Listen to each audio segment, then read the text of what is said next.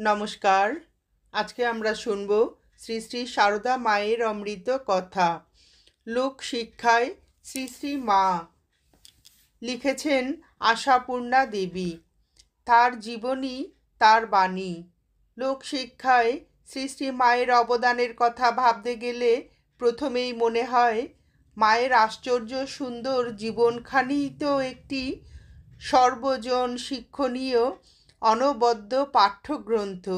এই গ্রন্থের ভাষা সরল, শব্দবিন্যাস অনাড়ম্বর, প্রকাশভঙ্গি আকর্ষণীয়, আর বিষয়বস্তু গভীর ব্যঞ্জনাময়। বহু অধ্যায়ে বিভক্ত, সহজের আবরণে আবৃত এই বিস্ময়কর জীবন গ্রন্থখানির ছত্রে ছত্রে বিধৃত রয়েছে সত্যের শিক্ষা, অধ্যাত্ম পথের শিক্ষা, মানবিকতার শিক্ষা, ভালোবাসবার শিক্ষা, উদারতার শিক্ষা, ধৈর্যের, শৌর্যের, ত্যাগের, ক্ষমার, করুণার, মমতার, আত্মপ্রত্যয়ের, সর্বোপরি সকল অবস্থায় অবিচল থাকার শিক্ষা, দুঃখে অবিচল, সুখে অবিচল, প্রাপ্তিতে অবিচল, অপ্রাপ্তিতে অবিচল। শ্রীমা সারদা দেবীর সমগ্র জীবনখানিতেই অবিচলতার এই আশ্চর্য প্রকাশ। যদিও মনে হয় যিনি গুণাতীতা পরমা প্রকৃতি বলেই গৃহীত, তার চরিত্রগুণের বর্ণনা করতে যাওয়ার চেষ্টা বাহুল্য চেষ্টা নয় কি? সাধ্যই বা কতটুকু? তবুও সাধ্য না থাকলেও প্রয়োজন আছে।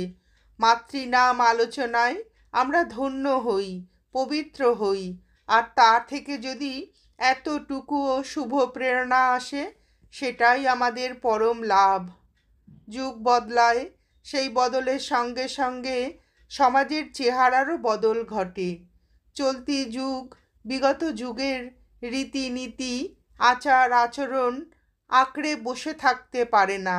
নতুন ভাবধারার কাছে আত্মসমর্পণ করে বসে, যার ফলে প্রায়শই পুরনো আদর্শ, পুরনো চিন্তা চেতনা, চিরসঞ্চিত সংস্কার ও মূল্যবোধগুলি মূল্য হারায়।